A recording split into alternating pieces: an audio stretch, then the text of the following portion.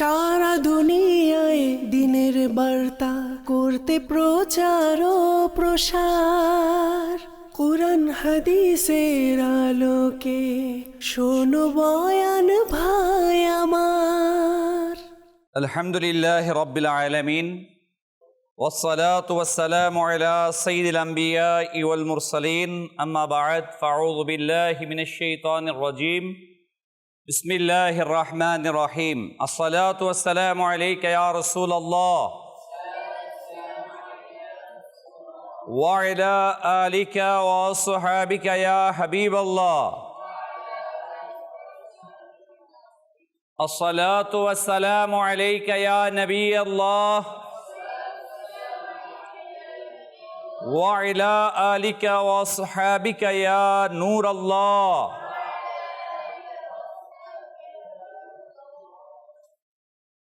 রসুল আকরাম নূরে মুজাসসাম হুজুরে পুর নূর সাল্লাল্লাহু তাআলা আলাইহি ওয়া আলিহি ওয়াসাল্লাম ইরশাদ করেন, কিয়ামতের কঠিন ভয়াবহতা থেকে তোমাদের মধ্য থেকে ওই ব্যক্তি দ্রুত নাজাত প্রাপ্ত হবে যে দুনিয়াতে আমার প্রতি অধিক পরিমাণে দুরূদ শরীফ পাঠ করবে। সাল্লু আলাল হাবিব সাল্লাল্লাহু তাআলা আলাইহি। প্রিয় ইসলামী ভাইরা, ইমাম হুসাইন রাদিয়াল্লাহু তাআলা আনহুকে যখন শহীদ করে দেন কারবালাতে, শাহাদাতের পর কারবালার মধ্যে তার পরিবারের নারীদের, শিশুদের এবং অসুস্থ পুত্র আলী ইবনে হুসাইন জয়নুল আবেদিনকে বন্দী করা হয়। তাদের তাবু আগুন লাগিয়ে দেয়া হয়, লুণ্ঠন করা হয়। ইমামে আলী মাকাম হুসাইন রাদিয়াল্লাহু তাআলা আনহুর মাথা মোবারককে বর্ষার আগার মধ্যে উঠিয়ে কুফা এবং পরবর্তীতে দামেস্কের অলিতে গলিতে ঘোরানো হয়। গভর্নর উবাইদুল্লাহ ইবনে জিয়াদের দরবারে বন্দীদেরকে যখন আনা হয়, আলে বায়েতের রসুলদেরকে, আলে বায়েতকে বলা হয়েছে নূহ আলাইহিস সালাতু ওয়াস সালামের কিস্তির এক্সাম্পল দেওয়া হয়েছে। এবং বিদায় হজের ভাষণের মধ্যে নবী সাল্লাল্লাহু আলাইহি ওয়াসাল্লাম ইরশাদ করেছেন, যতক্ষণ তোমরা কুরআনুল কারীম ও হাদিসকে আঁকড়ে ধরে থাকবে ততক্ষণ গুমরা হবে না। অন্য বর্ণায় আসছে, যতক্ষণ তোমরা কুরআনুল কারীম ও আলে বায়েতকে আঁকড়ে ধরে থাকবে ততক্ষণ তোমরা কি হবে না? গুমরা হবে না। রাসূল সাল্লাল্লাহু আলাইহি ওয়াসাল্লাম ইরশাদ করেন, হাসান এবং হুসাইন তারা হচ্ছে জান্নাতি যুবকদের সরদার। যে হাসান এবং হুসাইনকে ভালোবাসলো তারা আমাকে ভালোবাসলো, আর যারা আমাকে ভালোবাসলো তারা আমার সাথে জান্নাতে প্রবেশ করবে। অথচ ইমাম হুসাইন রাদিয়াল্লাহু তাআলা আনহুকে এবং তার পরিবারকে ইয়াজিদ পলিদ অত্যন্ত অপমানের সাথে আচরণ করেন। উবাইদুল্লাহ ইবনে জিয়াদ ইমাম হুসাইন রাদিয়াল্লাহু তাআলা আনহুর মাথা মোবারকের মধ্যে লাঠি দিয়ে আঘাত করেন।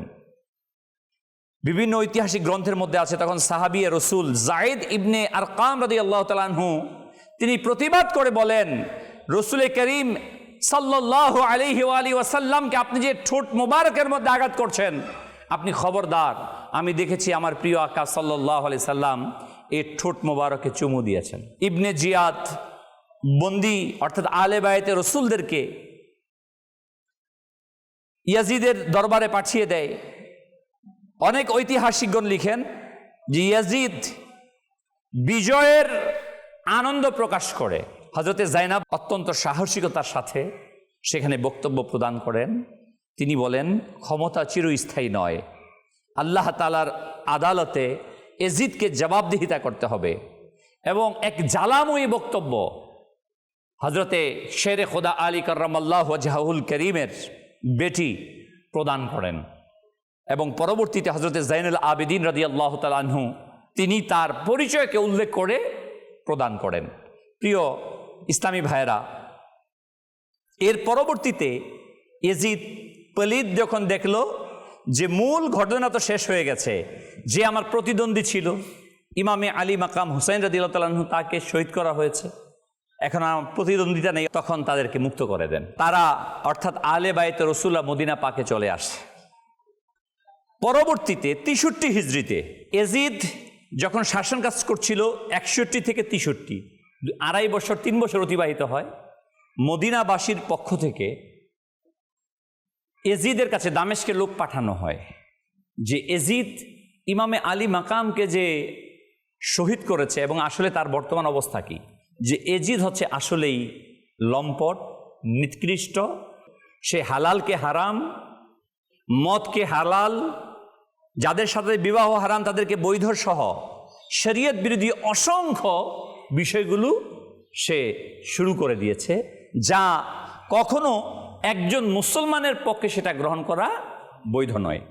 তখন মদিনাবাসীগণ সকলেই মিলে এজিদের পক্ষ থেকে যে শাসক দেওয়া হয়েছিল মদিনাবাসীকে তাকে বরখাস্ত করলেন এবং নিজেরা একজন শাসককে সেখানে নিয়োগ প্রদান করলেন। যখন এজিদ শুনতে পেল তখন 12,000 সৈন্য নিয়ে এক বিশাল বাহিনী নিয়ে দামেস্ক থেকে মুসলিম ইবনে উকবাকে বিশাল বাহিনী নিয়ে পাঠিয়ে দিলেন এজিদ এবং নির্দেশ প্রদান করলেন যে কোনো ধরনের সহানুভূতি যেন মদিনাবাসীদের প্রতি করা না হয়। তখন মদিনাবাসীরা বিদ্রোহ করলেন। এজিদ যখন নাকি এই ক্ষমতার এই অবস্থান নিলেন তখন ইয়াজিদের প্রতিক্রিয়া হলো যে 12,000 সৈন্যের বাহিনী প্রেরণ করলেন। সেনাপতি ছিল বৃদ্ধ এবং অভিজ্ঞ যুদ্ধ ইবনে উকবা। এদিকে মদিনাবাসীগণ শহরের চারপাশে প্রতিরক্ষা ব্যবস্থা গড়ে তোলেন এবং নেতৃত্বের মধ্যে যারা ছিলেন তারা ছিলেন কেউ সাহাবী, সাহাবীদের সন্তান এবং তাবেঈ। বিশেষভাবে নেতৃত্ব দেন আব্দুল্লাহ ইবনে হানজালা। তিনি মদিনাবাসী যারা ছিল তাদের নেতৃত্ব প্রদান করেন আব্দুল্লাহ ইবনে হানজালা। যখন এজিদ বাহিনী 12,000 সৈন্য নিয়ে তারা আসলো হাররার নামক স্থানে, মদিনাবাসীগণ তাদের মোকাবেলা করেন। কিন্তু যেহেতু তারা ছিল অত্যন্ত সুসজ্জিত, সংখ্যায় অনেক বেশি 12,000, মদিনাবাসীতে এত লোক ছিল না, এত সাহাবায়ে কেরাম সেখানে উপস্থিত ছিলেন না। সেখানে অসংখ্য ঐতিহাসিকগণ লিখেছেন হাজার হাজার মদিনাবাসীকে এই হাররারের যুদ্ধের মধ্যে পৃথিবীর ইতিহাসের কখনো এই ঘটনা ঘটেনি। এজিদ প্রথমত অবৈধভাবে ক্ষমতা দখল করে ইমামে আলী মাকাম ইমাম হুসাইন রাদিয়াল্লাহু তাআলা আনহুকে শহীদ করে, শুধু তাকে না পুরো পরিবারকে শহীদ করে। লাঞ্ছনার সাথে আহলে বায়াতকে কুফা দামেস্কের অলিতে গলিতে ঘোরানো হয়, জেলখানাতে আবদ্ধ করা হয়। যখন সে বাধ্য হয় রাজনৈতিক অবস্থা চেঞ্জ হয়ে যাবে এই ধারণায় তাদেরকে মুক্তি দেওয়া হয়। পরবর্তীতে মদিনাবাসীরা যখন তার বিরুদ্ধে সাহাবায়ে কেরাম আলাইহিম রিদওয়ান, নবী আকরাম নূরে মুজাসসাম সাল্লাল্লাহু আলাইহি ওয়া আলিহি ওয়াসাল্লামের সাথে যারা কাঁধে কাঁধ মিলিয়ে ইসলামী রাষ্ট্রকে প্রতিষ্ঠা করেছিলেন, দ্বীনের দাওয়াত দিয়েছিলেন, যুদ্ধের ময়দানে গিয়েছিলেন, ওই সকল সাহাবায়ে কেরাম মদিনাতে অবস্থান করছিলেন, তাদের উপর আক্রমণ করা হয়। শত শত সাহাবায়ে কেরামকে, হাজার হাজার মদিনাবাসীকে তারা শহীদ করেন। কিতাবের মধ্যে ঐতিহাসিকগণ, প্রিয় ইসলামী ভাইরা, যে ইয়াজিদ বাহিনী রসুল আকরাম নূরে মুজাসসাম সাল্লাল্লাহু আলাইহি ওয়াসাল্লামের এই পবিত্র শহর মদিনাতুল মুনাওয়ারা, যেখানে বলা হয়েছে আল্লাহ নবী সাল্লাল্লাহু আলাইহি ওয়াসাল্লাম ইরশাদ ফরমান যে প্রতিটি মোড়ের মধ্যে রাস্তার ধারে আল্লাহ তাআলার ফেরেশতারা রয়েছে, যেখানে 1 রাকাত নামাজ পড়লে 50,000 রাকাত নামাজের সওয়াব অর্জিত হয়। মসজিদে নববী শরীফ, যেখানে কোরআনুল কারীমের আয়াত অবতীর্ণ হয়েছে, হে ঈমানদারগণ, তোমরা আমার নবীর সামনে তোমাদের আওয়াজকে উঁচু করবে না। যদি তোমরা তোমাদের আওয়াজকে উঁচু করো তাহলে তোমাদের আমলসমূহ বরবাদ হয়ে যাবে। আর এই মসজিদে নববী ওই জায়গা যেখানে নির্মাণের সময় আওয়াজ দেননি, ওই জায়গাটা আল্লাহু আকবার, যেখানে প্রিয় আকা সাল্লাল্লাহু আলাইহি ওয়াসাল্লাম আরাম করছেন। তার কবরে পুর আনোয়ার, রওজায়ে আনোয়ার সেখানে রয়েছে। মসজিদে নববীর মধ্যে 3 দিন পর্যন্ত উন্মুক্ত করে দেয়া হয়। এই এজিদ বাহিনী এত নিকৃষ্ট ছিল, মদিনা শরীফের মধ্যে অসংখ্য মদিনাবাসী আমার মা বোনদেরকে তারা লাঞ্ছিত অপমানিত করে। অবৈধ সন্তান জন্ম দিতে তারা বাধ্য হয়। হাজার হাজার সাহাবায়ে কেরাম আলাইহিমুর রিদওয়ানদেরকে তারা শহীদ করেন, তাবেঈনদেরকে শহীদ করেন।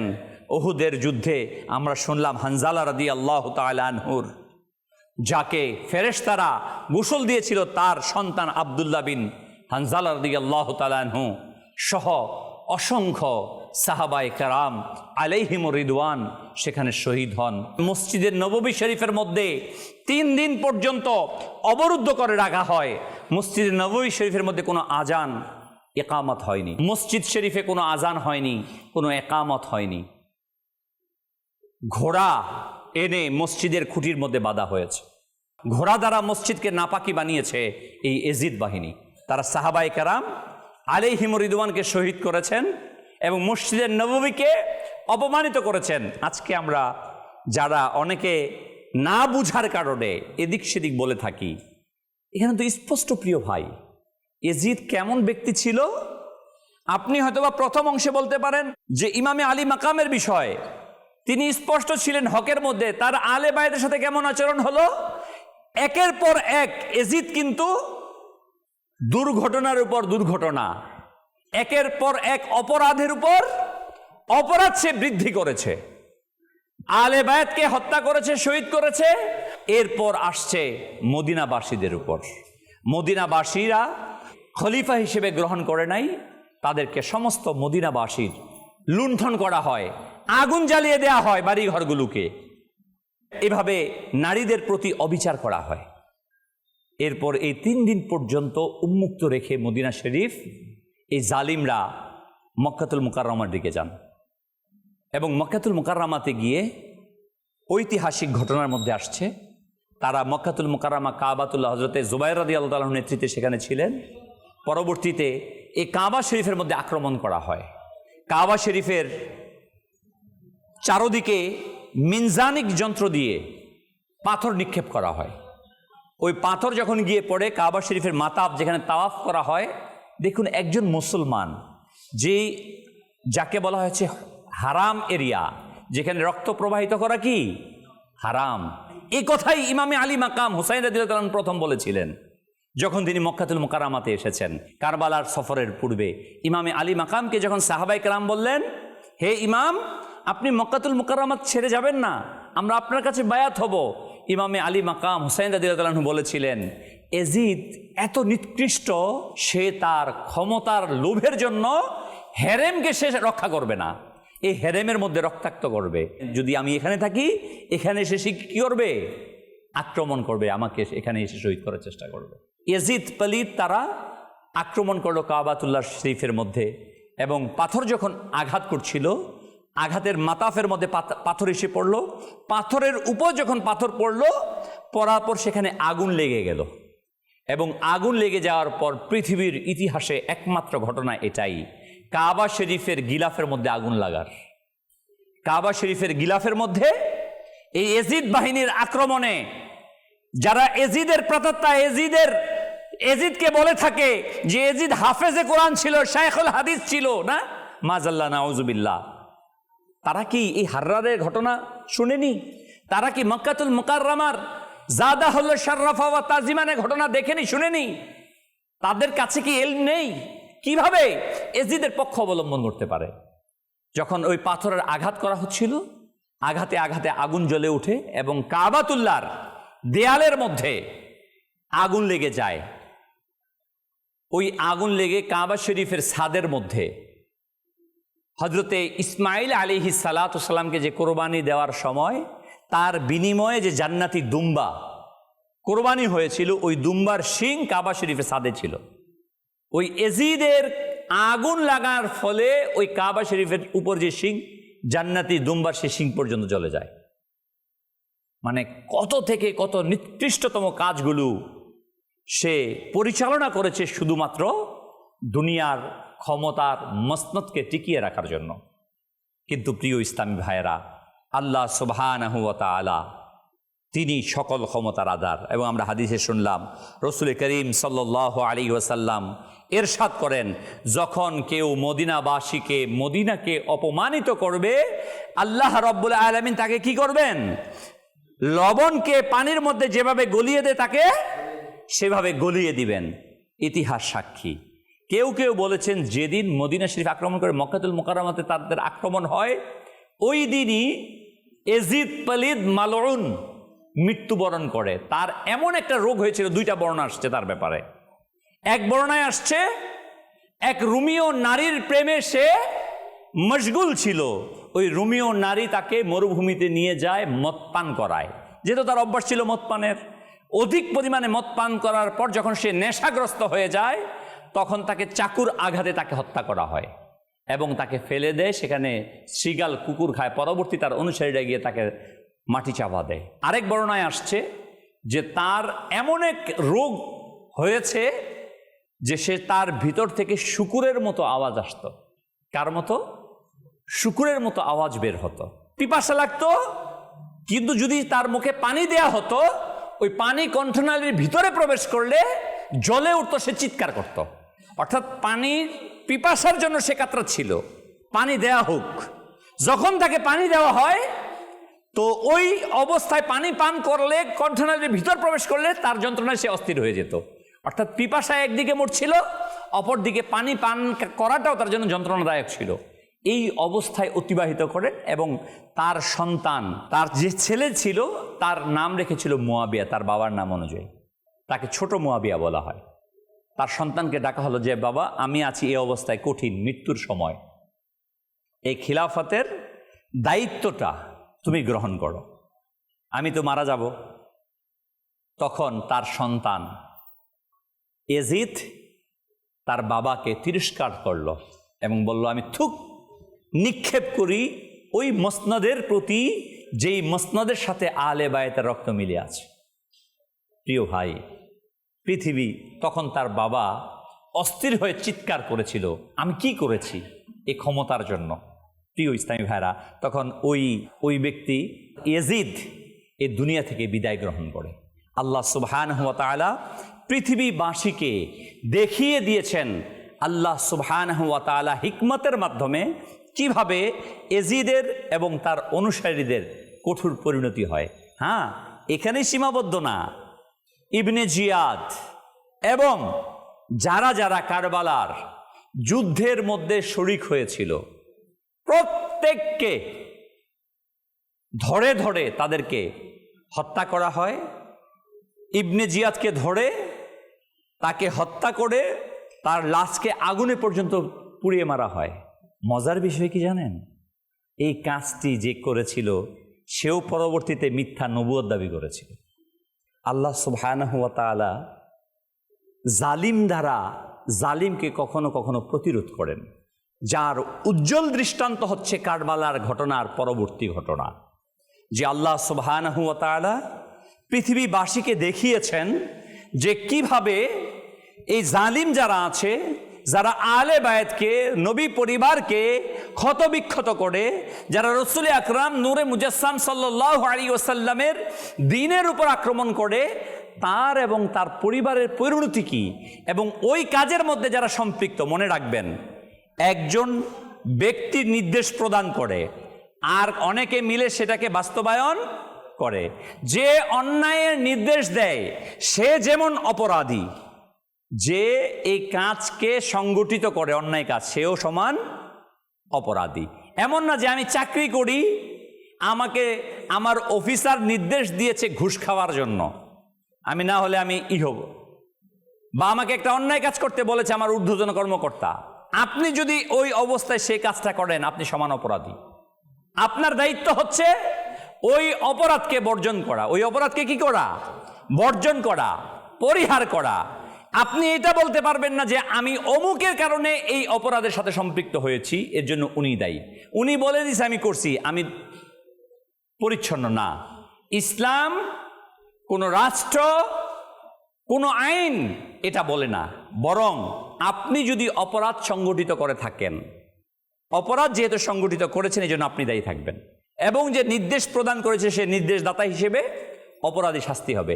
ঠিক অনুরূপ কারবালার ঘটনা, ইয়াজিদ পালিঈদ নির্দেশ প্রদান করেছে। রাষ্ট্রের প্রধান তো আর নিজে হাত দিয়ে তলোয়ার দিয়ে কাউকে আঘাত করে না, করে? রাষ্ট্রের প্রধান যে তাকে, সে কি করে? নির্দেশনা প্রদান করে, যে কমান্ডার থাকে, সেনাপতি থাকে, সে নির্দেশনা প্রদান করে। এখন যদি কেউ এটা বাঁচাতে চান যে ইমামে আলী মাকামকে তো ইয়াজিদ হাত ধারা কি করে নাই, আঘাত করে নাই, তাহলে কি ইয়াজিদ ইমামে আলী মাকাম হুসাইন রাদিয়াল্লাহু তাআলা আনহুর শাহাদাতের পর তাকে ফাঁসি দিয়েছিল, তাকে কতল করেছিল?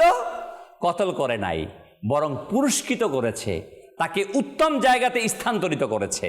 এর দ্বারা প্রমাণ হয় ইয়াজিদ এর পক্ষে ছিল। শুধু তাই না, আমরা পরবর্তী সময়ে 3টি বছরের কাজ যদি আমরা ইয়াজিদের পর্যালোচনা করি, যে ইমাম হুসাইন রাদিয়াল্লাহু তাআলা আনহুকে শহীদ করার পর তার আলে বায়াতকে নির্মমভাবে জেলখানাতে বন্দী করার পর কুফার অলিতে গলিতে এবং দামেস্কের অলিতে গলিতে ঘুরানোর পর যখন তাকে বাধ্য হয়ে মুক্তি দিল, পরবর্তীতে মদিনা মুনাওয়ারাতে হাররারের 12,000 সৈন্য দিয়ে, এবং ওই নরপিচার সৈন্যগুলো ছিল শুধুমাত্র পয়সার গোলাম, টাকার গোলাম, তাদেরকে নির্দেশ দেওয়া হয়েছিল মদিনা শরীফের কারো প্রতি যেন সম্মান দেখানো না হয়।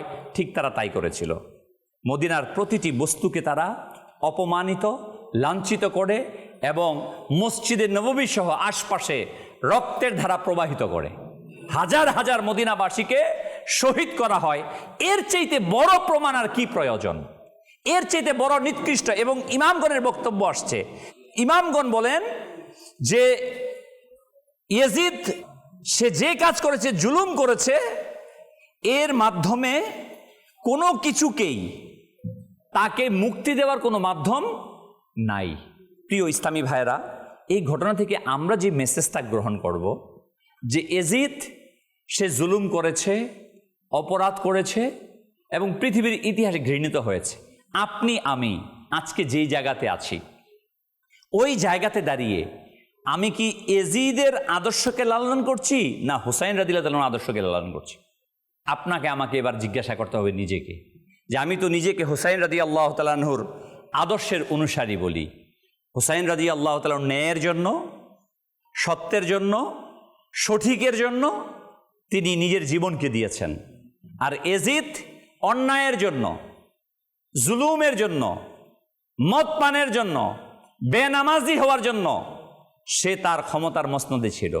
এখন আমি নিজে যদি বেনামাজি হই, নিজে যদি মদ্যপায়ী কিংবা তার সহযোগী হই, নিজে যদি সুদ আর ঘুষের সাথে সম্পর্ক থাকে, মানুষের সাথে প্রতারণার সম্পর্ক থাকে, যে প্রতারণা করেছিল ইয়াজিদ, যদি আমার কাছে ওই অভ্যাস থাকে মিথ্যা বলার, যে মিথ্যা বলেছিল ইয়াজিদ, তাহলে আমার মাঝে আর ইয়াজিদের মাঝে পার্থক্য কোথায়? সেও তো মুখে দাবি করতো আমি আলে বাইতকে ভালোবাসি। ইয়াজিদেরা কি কালিমা পড়েছিল না? আরে পড়েছিল, যারা ইমামে আলী মাকামকে শহীদ করেছে। অতএব কে এটা এই জন্য বিশ্বাস করে নেওয়ার কোনো কারণ নাই। আমাকে দেখতে হবে তার সিনার মধ্যে হাকিকতে আলে বাইতের মোহাব্বত আছে, নবীর মোহাব্বত আছে কিনা। এই বাহ্যিক অবয়ব না, আপনার আমার প্রতিটি কথার মাঝে, আমলের মাঝে আলে বাইতের, নবী পরিবারের মোহাব্বত আছে কিনা, সাহাবায়ে কেরামের মোহাব্বত আছে কিনা। সাহাবায়ে কেরাম এবং আলে বায়েত উভয়কেই মোহাব্বত করতে হবে। সোজা কথা। আল্লাহ সুবহানাহু ওয়া তাআলা আমাদের প্রত্যেককে আকীদায়ে আহলে সুন্নাতের উপর থাকার তৌফিক দান করুক। আল্লাহ তাআলা যেন আমাদের প্রত্যেককে ইমামে আলী মাকাম হুসাইন রাদিয়াল্লাহু তাআলা আনহুর প্রকৃত আশিক হয়ে আদর্শকে গ্রহণ করে দুনিয়া এবং আখিরাতে কামিয়াব হওয়ার তৌফিক দান করেন। আমিন বিজাহিন নবিয়িল আমিন সাল্লাল্লাহু তাআলা আলাইহি ওয়া আলিহি ওয়াসাল্লাম। সাল্লু আলাল হাবিব সাল্লাল্লাহু তাআলা আলা মুহাম্মদ সাল্লাল্লাহু আলাইহি ওয়াসাল্লাম। সারা দুনিয়ায় দিনের বার্তা করতে প্রচার ও প্রসার, কুরআন হাদিসের আলোকে শোনো বয়ান ভাই আমার।